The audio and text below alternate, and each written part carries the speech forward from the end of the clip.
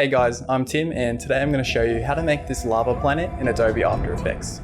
So let's jump into it. So we have a blank comp here.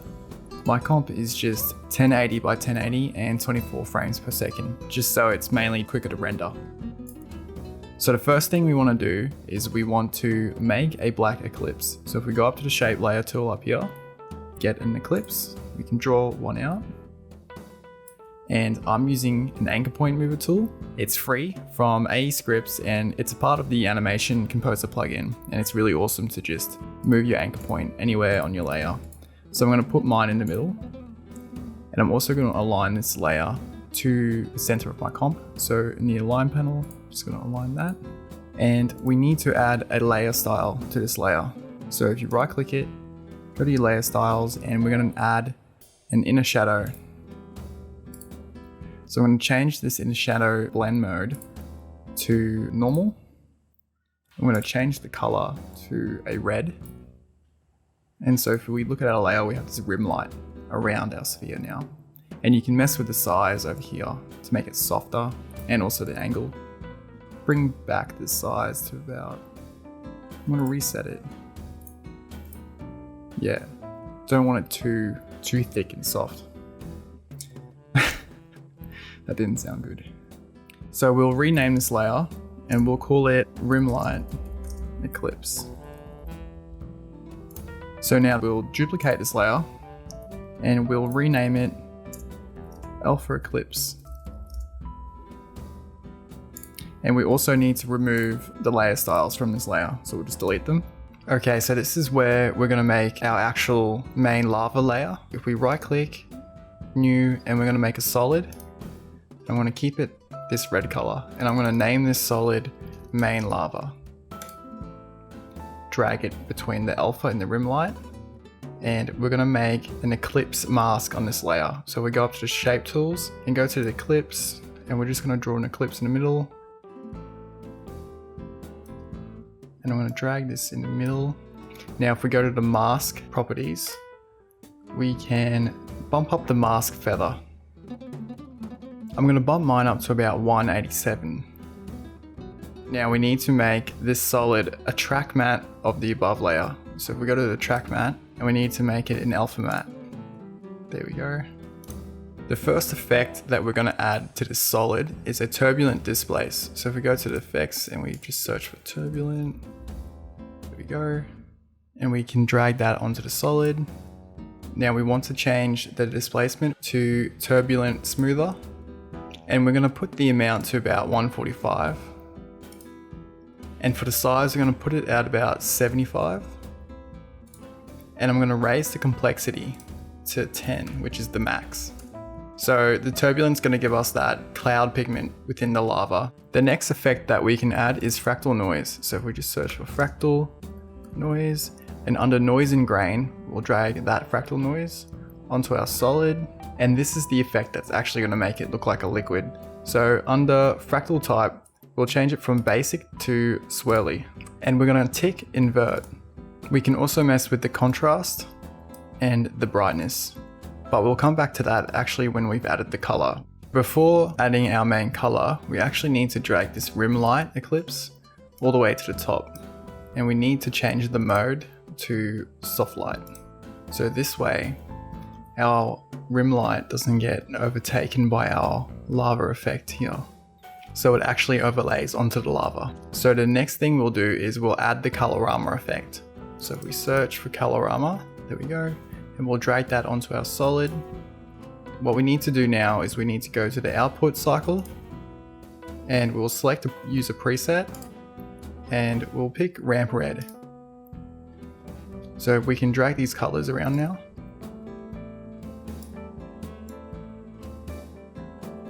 I'm going to add an orange color over here to the left. Yeah, I'll pick that one. And you can mess around with this to get it how you like, but you could also do this with CC toner. But the main reason I chose the colorama is because when you go into the input phase, it has this phase shift, and you can change this to mess around with the highlights. And it's really helpful once we've added all the glow. So I'm going to set mine to about there. We can now add the swirls that we can see in my final one over here. In the effects, we'll search for twirl. And under distort, we'll drag that twirl to our solid. And we can center this twirl. I'm going to increase the angle. So our radius is way too big. So I'm going to decrease that. Oh my god. I'll probably cut that out. Oh, sneezed. So the twirls just make it look a little bit more exciting and not so flat. So now we can actually add CC sphere. This is what actually makes it look like an orb or planet. So what we need to do for the sphere is we need to edit the lighting and the shading. So we'll go to the light and we can change the direction where we want that. Also, we're gonna drag this solid again, probably in the middle, and we can change this offset. And we can mess with the radius, just so you can get it to fit the solid a bit more. So you can mess with the line height. That makes it softer and come around the orb a bit more. I'm gonna keep mine a bit to the edge. I'm gonna drag my solid again. Bring that a bit up. Mess with the radius. Cool. Now we will edit the shading. I'm gonna bump up my specular. And I'm gonna bump down my diffuse. Mess with the ambient to 22. I'm going to increase the roughness a bit. So if I go to the rotation, you can actually rotate this, but you'll see that it's transparent and we can see through to the other side. So what we need to do is we just need to change this part, the render, from full to outside. So now when I rotate it, you can't see through to the other end. One thing we'll do before adding more effects is we'll change this mask so we can move the anchor points out a little bit more, just so we can feel the lighting of the orb a bit more. Cool, that's good. Now we'll add some roughen edges, just so it's not so clean, and we can roughen the edges of the turbulent displace as well. So if we search for roughen, and we can drag roughen edges to the solid, I'm going to put my border to 0. And I'm going to bump up the scale to about 188. And we'll also bump the complexity to 10. You can't notice it now, but once we change the amount and size of the turbulent displace and the contrast and brightness of the fractal noise, we'll see what that roughen edges does. So the last effect that we can add now is just some noise, just so it's not so clean and adds a little bit of detail. So we can search for noise.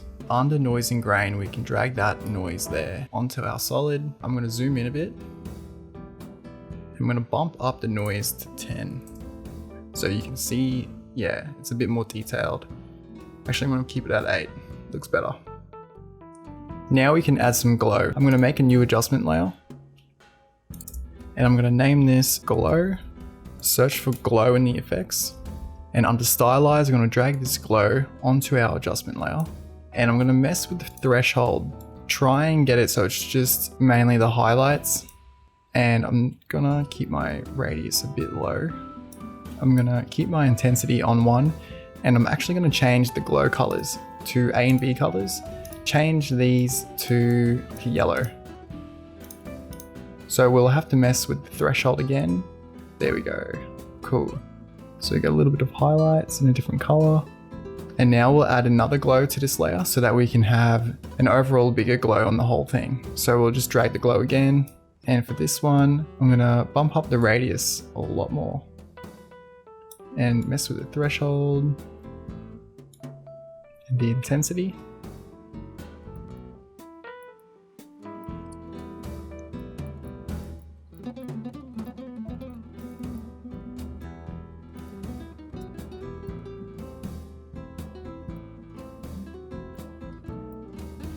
So if we go back to our main lava and we mess with the contrast and the brightness of the fractal noise, so you can change it a lot. Makes it look a lot different. So if you mess with this to around where you want it and the brightness, and also mess with the turbulent displace as well, So I'm going to mess with the size. So if I zoom in, you can see this better. I'm going to keep it around that. And if I go back to our roughen edges, now you can see what that's actually doing. So if I disable that, it's just making it a little bit more rougher.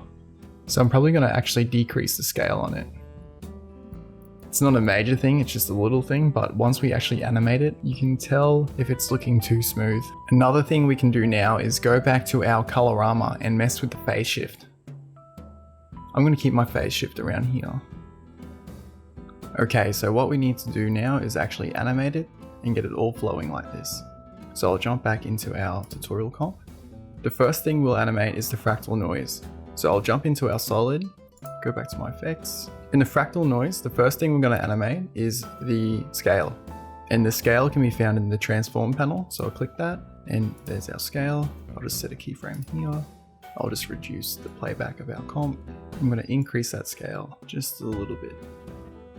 Don't want it too flashy, just a bit subtle. We'll also animate the evolution. So I'm going to keyframe my evolution. I'm going to go to the end and I'm going to just drag this dial around. Nothing too fast, just a little subtleness. And that's all good. So what we'll animate now is the turbulent displace. So what we're going to animate on this is the offset. So I'll keyframe my offset. And I'm going to go to the end here. Click this center point and I'm going to drag it over here a bit. And I'm going to leave it there and play that back. That's looking cool. And what I'm going to animate now is the rotation of the CC sphere. So I'll go down to my CC sphere and I'm going to animate the Y rotation. So I'll keyframe it at the start, go to the end, and I'm just going to drag this a little bit, play that back. I'll pull up all my keyframes on this layer, so I'll just press U on the keyboard. I'll also go back to our turbulent displace and I'm going to animate the evolution of that as well. So I'll keyframe that at the start, go to the end, and I'm just going to drag that dial a bit.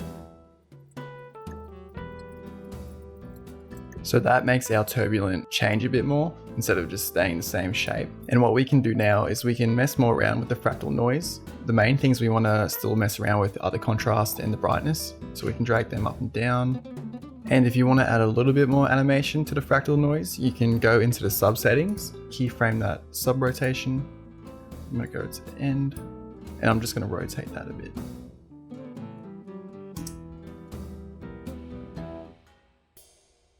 So I think that looks pretty alive now. Everything's doing something, nothing's really staying still. The only last thing that I could nitpick on is I could probably go back to my roughen edges. If I just go back to where I can see the turbulent displace, I could probably increase this border and get a different look so it's not so sharp.